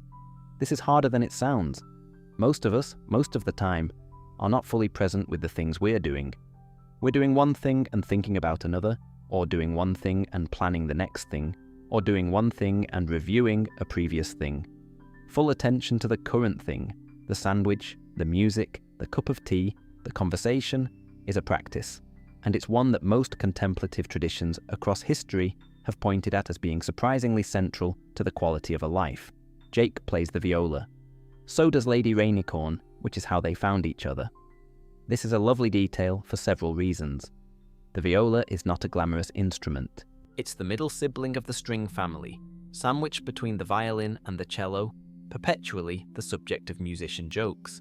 Choosing the viola for Jake and Lady feels like the show being specific in exactly the right way. They didn't give them a grand piano or a concert-ready violin. They gave them violas, because it's the instrument of someone who genuinely likes playing music, rather than someone who wants to be impressive about it. There is also bacon pancakes, from the episode Burning Low. Jake, in his kitchen, spontaneously improvises a short song about making bacon pancakes. It's not performed for anyone.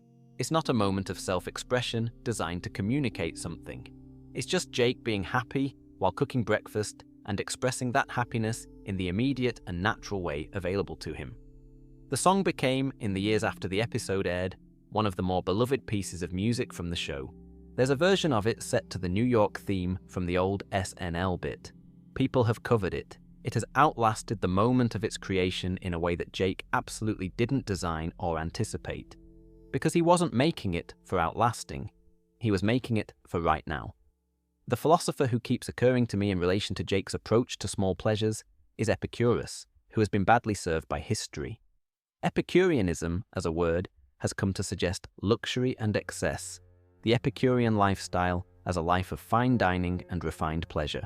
But Epicurus himself lived on bread and cheese, ate modestly, and described his ideal life as one largely free of pain, rich in simple pleasures and good company, and characterized by what he called ataraxia, a kind of tranquil contentment. He thought the greatest pleasures were also the simplest ones, and that chasing large and complicated pleasures tended to produce more suffering than satisfaction. Jake doesn't cite Epicurus. He just happens to live in a way that would have made perfect sense to him. There's also something in the sleep element of Jake's character that deserves a moment. He is genuinely, unabashedly committed to napping. He naps in the middle of adventures. He naps when there are other things to do. He makes no apology for this and frames it as no more or less valid than any other activity. The show doesn't frame it as laziness, or not primarily. It's more that Jake has decided rest is worth taking seriously, and the culture of constant productivity that would raise an eyebrow at napping is not one he has much time for. This isn't presented as a philosophy. It's just how he lives, but it rhymes with something. It rhymes, specifically, with the idea that presence is a practice rather than a default. Most people in contemporary life are partially absent from most of what they do. The phone is there. The next task is already forming in the background. The to-do list has a gravitational pull that tugs at attention even when you're theoretically doing something else. Full presence, real, uninterrupted attention to the thing in front of you, is increasingly rare and increasingly recognized by people who study attention and well-being as something worth deliberately cultivating rather than expecting to arrive naturally. Jake doesn't cultivate it as a deliberate practice. He just does it. Making the sandwich is the whole thing while he's making the sandwich. Playing the viola is the whole thing while he's playing it. Napping is the whole thing while he's napping. Not guilty napping, not napping while thinking about what he should be doing instead, just actually asleep and fine about it. There's something I think about sometimes, which is the question of what it would actually feel like to enjoy things as fully as Jake apparently enjoys them. Not the grand things, the sandwich, the song that no one asked for, the morning in the treehouse before anything has been demanded of you. Most of us have had moments like that, moments where the present thing was genuinely the whole thing, where nothing else was pulling at you. They tend to be memorable, precisely because they're uncommon. Jake seems to have them constantly, not because nothing is ever difficult, but because his relationship to the present is different enough that even ordinary things have that quality. The viola practice isn't waiting for something more important. The breakfast isn't a prelude to the real day. It's the thing. I don't know how you get there from here, but watching a cartoon dog make bacon pancakes and feel genuinely, unself-consciously good about it is, I find, unexpectedly clarifying about what that might feel like. There's also something worth saying about creativity as a dimension of Jake's small joys, because he is genuinely creative in a way that goes beyond cooking and music. His stretchy powers double as a creative medium. He makes things with his body that are useful, but also sometimes just interesting or beautiful for their own sake. He builds shapes because they please him. He makes objects because the making is satisfying. In several episodes, his improvised creations, things no one asked for, things that serve no purpose beyond existing, have a quality of delight to them that suggests someone who enjoys the act of making as much as the thing made. This is a specific kind of relationship to creativity that's distinct from the more anxious version, where making things is about output and reception and whether the work is good enough. Jake doesn't appear to worry about whether his ocarina is a great ocarina. He made it because he wanted to make it for that specific person. The evaluation is elsewhere, or rather it doesn't come into it. The making and the giving are the thing, not the assessment of the thing. It connects to the broader pattern. Jake's pleasures are activities, not achievements. Playing the viola is the pleasure, not being good at the viola. Making the sandwich is the pleasure, not being recognized as someone who makes excellent sandwiches. The joy is in the doing, and it's complete in itself, and he doesn't seem to need it to add up to anything external. There's a word for this. The Japanese concept of ikigai, roughly meaning reason for being, or reason to get up in the morning. And in popular discussions of it, the word often gets attached to grand life purpose, some meaningful intersection of what you're good at, what the world needs, what you can be paid for. But the original Japanese usage was considerably more modest than the self-help industry version. Ikigai, in its more traditional sense, referred to small daily pleasures and purposes. The morning coffee, the garden, the conversation with a neighbor, the things that make an ordinary day feel worth having. Jake's ikigai is small and present and entirely his own. The sandwich, the viola, the nap in the treehouse, the visit to Lady every afternoon. He hasn't constructed a grand life purpose. He simply found the small things that make each day worth the bother, and he attends to them without drama. That is, when you look at it plainly, quite a lot. The land of Oo, for all its bright colours and playful absurdity, is a place with real darkness in it. The Lich, the show's primary cosmic antagonist, is an entity of pure destruction and nihilism, an ancient intelligence whose goal is the end of all life. He is not metaphorical. He is not a symbol. He nearly succeeds on multiple occasions. The backstory of the Mushroom War, revealed gradually through environmental storytelling and a few direct flashbacks, is the story of civilizational collapse through nuclear or biological catastrophe. The Candy People and the Magical Kingdoms and the Talking Mountain are built on the bones of a world that ended. Finn, who is fully human and therefore the last of his kind in O, carries the weight of that context in a way that shapes his character arc significantly. The Ice King, whose tragedy is one of the show's best long-game storytelling achievements, is what becomes of a person when the weight of the world becomes too much. Marceline has been alive for centuries, and carries centuries of loss. Jake is in this world too. The same darkness, the same history, the same cosmic entities of indifferent destruction, and Jake's relationship to all of it is distinctly different from most of the other characters' relationships to it. He's not naive. He knows the world is difficult and strange and full of things that want to kill you. He's been in enough dangerous situations to have no illusions about that. But he doesn't seem to live in the shadow of it the way others do. The existential weight that presses down on Finn in later seasons, the ancient grief that shapes Marceline, the cosmic horror that the Lich embodies, Jake acknowledges all of it and somehow doesn't get crushed. I think this is the part of Jake's character that's most interesting to compare with Rick Sanchez, since that's the frame the reference script works in. Rick has surveyed the universe and concluded that it's vast and indifferent, and his conclusion is despair and isolation and self-medication. Jake lives in a universe that is demonstrably vast and often indifferent. This is confirmed by actual cosmic entities in the show, and his conclusion is something more like, alright, fair enough, want to go get snacks. The same facts, different responses, and the show, over its run, makes a fairly coherent argument that the quality of your life has more to do with how you hold the difficult truths than with whether or not you know them. There's a scene in Puhoi, the episode with the cup and the Stoic reference, where Jake enters a world made entirely of pillows and appears to live out a full life there. Marriage, children, grandchildren, old age, and death. He wakes from it back in the treehouse with Finn, remembering nothing. The show doesn't clarify whether the pillow world was real in any meaningful sense or purely imagined.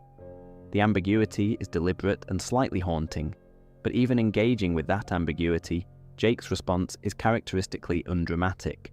He moves on. The word that keeps coming to me for Jake's relationship with the world's difficulty is equanimity. It's a word that gets thrown around in wellness contexts in ways that have softened it into something that sounds like not caring, but genuine equanimity isn't not caring. It's more like caring and being affected, and remaining stable anyway. The stability comes from somewhere deeper than the surface where the caring and the affecting happen. Jake has that. It's not consistent. He has his moments of anxiety, particularly around the people he loves, and the parenting arc shows him temporarily losing it entirely. But his baseline is equanimity, and he returns to it. This is where Jake differs most sharply from the kind of character who handles the world's difficulty through detachment. Detachment is easier and more self-protective. It also produces a kind of deadening, a loss of contact with the things that are worth being in contact with. Jake's warmth, his genuine pleasure in small things, his real care for the people in his life, is possible because he hasn't detached. He's stayed in contact with everything, and somehow, from within that contact, he's found a way not to be swept away. I don't know how he does it, that's sort of the point. But I want to try to get at it a bit more, because I think there's something specific happening that's worth naming, even if it can't be fully explained. Jake's relationship with dread, or rather his apparent absence of it as a baseline, seems to come from somewhere that's different from either denial or resignation. Denial would require him not to know about the darkness. He knows, he's fought the Lich, he's seen what happened to the world before, he's lost his parents and at some point will lose everything. Resignation would require a certain passive collapse. I've stopped hoping, so I no longer fear. But Jake still hopes. He still wants things. He's invested in the people around him and in the outcomes of situations. What he seems to have instead is something closer to what certain Buddhist traditions call non-attachment. Not detachment, which is different, but a way of caring about things without the caring, creating the desperate grip that makes loss so devastating. He wants the sandwich to be good. He wants Finn to be okay. He wants his children to flourish. He just doesn't seem to need those things in the way that need turns care into anxiety. This is genuinely hard to describe because most of the emotional vocabulary we have conflates wanting with needing. We say, I want this to work, and we mean I will be damaged if it doesn't. Jake's wanting is different, lighter, more open-handed. He holds things carefully, but not tightly.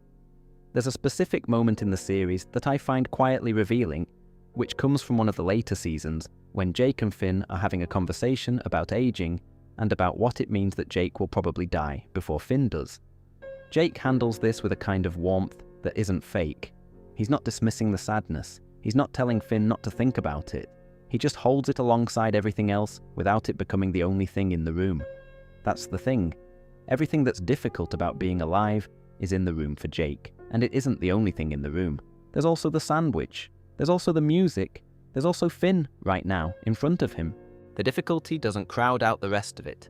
I think that might be the closest I can get to explaining Jake's relationship with the anxiety of the world.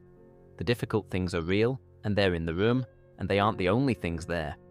There's a comparison that I find useful, which is between Jake and the Ice King, a character who represents, among other things, what happens when someone cannot hold difficulty and joy at the same time. The Ice King, before he was the Ice King, was a human scholar named Simon Petrikov, who wore a magic crown to survive a catastrophic war and gradually lost himself to it. The crown gave him power at the cost of his mind, his memory, his identity. He's trapped now in a life that's mostly suffering, occasionally punctuated by delusional comfort. The tragedy of Simon Petrikov is a tragedy of displacement. He couldn't keep the difficult and the joyful in the same room. Because the difficult overwhelmed everything, Jake is not Simon. Jake has not been through anything like what Simon endured. But the contrast is instructive. The capacity to hold both, to live in a world that contains genuine darkness, and still find Tuesday afternoon worth inhabiting, isn't automatic. It can be destroyed. Jake has it. Simon lost it. That makes Jake's equanimity feel less like a natural baseline and more like something genuinely valuable, something worth noticing and, if possible, tending to. There's a practical observation that follows from all this, which is that Jake's approach to the world's difficulty isn't passive. He doesn't not fight the Lich by deciding the Lich doesn't matter. He helps stop actual cosmic threats. He intervenes in actual crises. He does things when things need doing. The equanimity isn't a withdrawal from engagement. It's a different quality of engagement, one that acts without the frantic edge that comes from terror. This is a distinction worth holding. The anxious version of caring about the world leads to a kind of burnout, a cycle of dread and action and dread again, where the caring is inseparable from the suffering, and you have to choose between detachment and exhaustion. Jake models a third option. You care, you act, you stay present, and the action comes from somewhere stable enough to sustain itself over the long haul.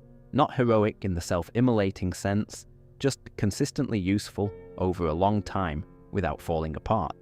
That is, in the end, what Jake's relationship with the world looks like. Not transcendence of its difficulties, but a way of inhabiting them that allows him to stay warm and useful and glad to be there. Most of us are working towards something like that, in one way or another. Jake just seems to have arrived. At some point after the series ends, Jake dies.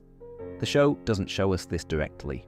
The main series finale, Come Along With Me, ends with Jake alive and in good spirits, having helped stop a genuine cosmic threat, Golb, an entity of chaos and destruction who appears to be the show's deepest level cosmological antagonist. A flash forward at the end of the episode gestures at a far future without being specific about who got there and who didn't. But Grayble's 1000 Plus, an episode set 1,000 years after the main timeline, shows a future populated by creatures who are clearly descended from Jake and Lady Rainicorn. Fiona and Cake, the 2023 spin-off series, extends this further. Jake's descendants have, in the intervening millennia, established a spacefaring civilization. There are creatures that came from Jake flying between planets. I keep returning to this detail because it's one of the show's stranger and more beautiful choices. Jake the dog, who mostly wanted to play music and make sandwiches and nap with his best friend and love his family well, has descendants who explore space. Not because he designed it that way, not because he had a plan, just because he lived, and the living propagated forward in ways he couldn't have anticipated and probably wouldn't have fully understood. There's a version of legacy thinking that's about deliberate construction. You build something, you design an impact, you shape what comes after you according to your intentions. That's not what Jake's legacy looks like. His looks more like he was a certain kind of person and he loved certain people well, and the love and the being propagated forward in ways that went far beyond him. The Together Again special from 2020 shows Jake in the Dead Worlds, somewhere between an afterlife and a transition zone, a series of increasingly elevated existential planes. Jake has been there a while, he's settled. When Finn arrives, having made his way there to find his friend, the reunion is warm and funny and real. They're still them. Death hasn't changed the essential quality of their relationship, just the medium of it. Jake's demeanor in the Dead Worlds is, of course, roughly consistent with his demeanor everywhere else. Present, warm, a bit absurdist, not particularly anxious.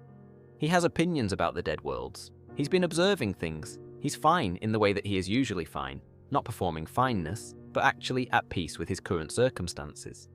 What does Jake's life add up to? Not in the ledger-keeping sense, but in the sense of what is the content of it when you gather it together. He had a good and long friendship with someone he loved like a brother. He had a partnership with Lady Rainicorn that lasted and deepened and produced 5 strange and wonderful children, each of them genuinely themselves in ways that owe something to both parents. He adventured, and the adventuring was mostly good and sometimes difficult, and occasionally cosmically significant. He cooked well and played music and made people feel welcome and gave advice that was sometimes right. He had a past that he left behind and a present that he inhabited fully. He died at some point, and the death came after a life that, on balance, by any reasonable measure, was a good one. I find it meaningful that the show chooses not to tell us when Jake dies, or how, or exactly what circumstances surrounded it.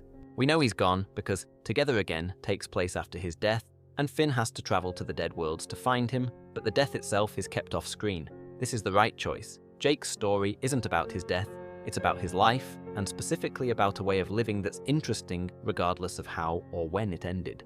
Most fiction, when it's dealing with a character whose death is significant, wants to give that death weight by staging it.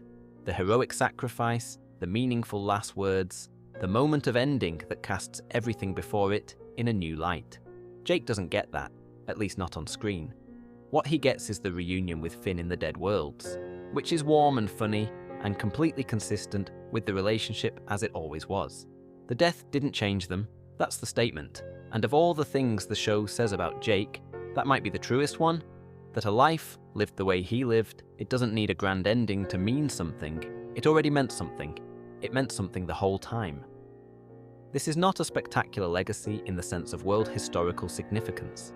It's not the Lich's legacy of death and entropy, which is also considerable. It's not Princess Bubblegum's legacy of scientific and political achievement. It's more modest, more human scale, which is funny to say about a magical dog, but the spacefaring descendants are out there. The love propagated forward. There's a parallel I keep thinking about with Marcus Aurelius, who I mentioned earlier in the context of Stoicism. Marcus wrote his journals, his meditations, for himself, as private notes on how to live. He wasn't writing for an audience. He wasn't constructing a legacy. He was just thinking carefully, every day, about how to be a person in difficult circumstances. The journals survived by accident, essentially. They weren't published until centuries after his death, and they've been in continuous print for nearly 2,000 years, read by people who need a clear and honest voice on the question of how to be okay. Marcus didn't design that. He just thought carefully and wrote it down and lived as well as he could. The legacy followed from the living. Jake didn't design his spacefaring descendants. He just loved well and lived fully and moved forward. And here we are, talking about him. I find that worth something, though I couldn't tell you precisely what. What I can say is that the spacefaring descendants detail does something that most legacy stories don't, which is that it removes the deliberateness entirely. Legacy in most stories is a monument, something you built, something you intended, something that bears your mark and carries your name. The pharaohs built pyramids, entrepreneurs found companies, artists leave their work. The legacy is the intentional residue of ambition. Jake's legacy is just the natural consequence of having lived and loved in the specific way he did. He didn't build a monument, he built a life, and the life produced more life, and that life produced more, and eventually there are creatures in spaceships who can trace their ancestry back to a shape-shifting dog who once made a really excellent sandwich and played the viola on Tuesday afternoons. There's something almost comic about the scale of that, and Adventure Time earns the comedy precisely because it's honest about the modesty of Jake's aims. He didn't want to conquer anything. He wanted to be with his people and do the things he loved and be okay in the world. The universe, it turns out, made something large from that, without asking him. The Dead Worlds sequence in Together Again is worth lingering on a little, partly because it shows us Jake in a context where most characters would behave very differently. The Dead Worlds are strange and layered and not entirely comfortable. There are different planes, different populations, and the whole system has a bureaucratic quality that Adventure Time plays partly for comedy and partly for genuine unease. Jake has been there a while by the time Finn arrives. He's found his way around. He has, characteristically, become curious about the place and formed some opinions about it. He's not suffering. He's not in anguish. He's also not pretending. When Finn arrives looking for him, Jake is genuinely glad, in the way that you're genuinely glad to see someone you love, rather than the way you're glad to be rescued. He was okay before Finn arrived. He's better with Finn there. Both things are true. The final reunion they have, the way the special handles that moment, is one of Adventure Time's quietest emotional achievements. It doesn't oversell it. It doesn't turn Jake's death and Finn's grief into a grand arc of suffering and catharsis. It just lets them be together again, the same as they always were, which is what they were always going to be. And eventually, somewhere in the future, their descendants will fly between planets, and nobody will know exactly why they have those particular tendencies, the warmth, the adaptability, the capacity to be fully present in wherever they find themselves. It'll just be how they are. But we know, we're here at the far end of a long evening, and we know exactly where those tendencies came from. A magical dog in a treehouse who threw his favorite cup out the window to make a point. Who showed up at 4 o'clock every day without fail. Who made a sandwich one time with genuine and total commitment to the sandwich. The spacefaring descendants don't know Jake the way we do. They have his DNA and perhaps something of his disposition, but they don't have the Croak Dream episode, or the Bacon Pancakes song, or the moment with the ocarina.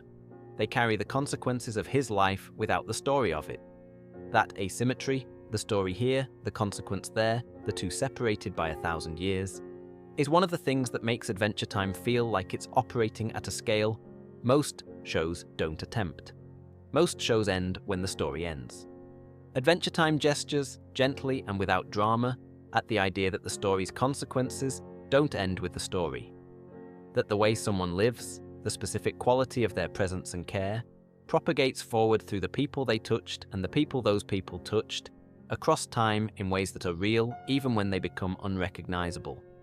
Jake lives that way, fully, warmly, steadily in the present, and then his descendants live it too, in ships among the stars, without knowing why. Which is, I think, the show's most quietly beautiful idea.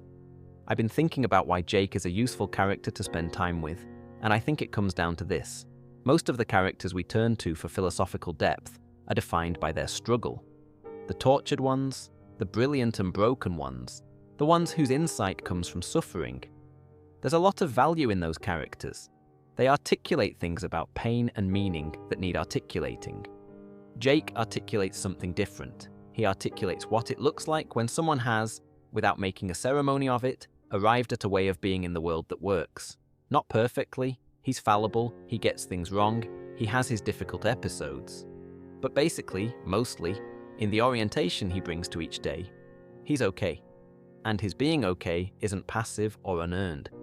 It's a way of engaging with the world that takes the world seriously while not being overwhelmed by it. That's rarer in fiction than the tortured version, and I'd argue it's rarer in life too. The 12 sections we've moved through tonight have all been circling something that I've been trying not to state too directly, because I think it's the kind of thing that gets flat if you say it plainly. But at the end of an evening with Jake, here it is. The examined life doesn't have to be a tormented one. Philosophy doesn't have to arrive through suffering. You can be someone who thinks carefully, not in formal philosophical terms, but in the real sense of attending to things and relating to them honestly, and still be warm and funny and glad to be alive. These are not intention. Jake is the evidence. He is also ultimately a cartoon dog, and it's worth not losing sight of that. Adventure Time is a show that was made partly for children, and Jake's appeal to children is exactly what his appeal to adults is. He makes things feel okay. He makes the difficult world feel manageable. He makes the present moment feel worth inhabiting. That's not a small thing to do. That might be the most useful thing a story can do. One of the things that strikes me about having spent this long thinking about Jake is how consistent he is across such different types of content. The Croak Dream episode is philosophically dense. The Bacon Pancakes moment is not. Jake's Parenthood episodes are emotionally complex. The Heist episode is primarily a comedy. His stoic advice to Finn is a throwaway moment in an episode about something else entirely. And yet Jake is the same person in all of them. The same orientation, the same warmth, the same quality of presence. This is harder to write than it sounds. Characters in long-running shows tend to drift, or to be contextually different across different writers' episodes. Jake is remarkably stable. I think this is partly because whoever is writing him has a clear internal sense of what Jake values and how he moves through the world, and those values are simple enough to hold in mind consistently. He's not defined by complexity, he's defined by a small number of things he genuinely and clearly is. Present, warm, honestly himself, not particularly anxious about the large questions. A writer who has those 4 things has Jake and can write him into almost any situation. That stability is itself, I think, part of what the show is arguing about him. Consistency of character, not rigidity, but a genuine constancy, is depicted as valuable and rare. Finn changes enormously over the show's run. That's valuable too, and the show honors it. But Jake, who doesn't change much, is not therefore lesser. His constancy is its own kind of achievement. If you've been listening to this for the past couple of hours and found yourself somewhere between sleep and wakefulness, drifting through the land of ooh in whatever way these things work, I hope the company was good. Jake is good company. He's been good company for a long time. There's a lot more that could be said. The cosmic owl mythology and what it suggests about fate and foreknowledge is its own rabbit hole worth exploring. Marceline is a character I keep meaning to spend a proper evening with. There's rich territory there around what love looks like across centuries and how a person maintains a self through that much loss. BMO has a whole philosophical dimension that's quite different from Jake's and is also worth sitting with sometime. The Ice King's tragedy is one of the most sustained long-form character studies in animation and deserves more than a mention. But for tonight, Jake, the dog who was born from his father's head, who ran a criminal gang for a while and then set it aside and went adventuring instead, who fell in love with someone who speaks a different language and learned that language to hear her properly, who threw his favourite cup out of the window to make a point about attachment and was not wrong about it, who made a sandwich once with genuine commitment and had descendants who would eventually fly between planets. There's a small, persistent quality to Jake's character that I find, at the end of all this, more affecting than any of the grand adventures. He could have been played as the comic relief, the wisecracking sidekick who exists to make the hero's journey funnier. The show had that option and took something different instead. It gave Jake a genuine interior life, a philosophy, however unstated, and a way of moving through the world that rewards the kind of attention we've been paying to it tonight. The reward isn't answers. Jake doesn't have answers in the sense of solutions to the hard questions about meaning and mortality and how to be okay in a world that doesn't guarantee it. What he has is a disposition toward presence, toward warmth, toward holding things carefully rather than tightly, a way of living that doesn't require the hard questions to be resolved in order to be enacted. That feels like something worth carrying away from a long evening. Not a resolution, just a disposition, and maybe, before sleep takes over entirely, a small reminder that the present moment, whatever it contains, however it happens to be arranged right now, is also the point. A life of viola practice and bacon pancakes and 4 o'clock visits and excellent napping, lived fully and without excessive ceremony, in a world that was full of ancient darkness and also quite beautiful. That's Jake. That'll do nicely. If you're still awake enough to hear this, I hope the company was easy tonight. These are good things to think about in the dark. Not because they solve anything, but because they're warm. And warm is enough.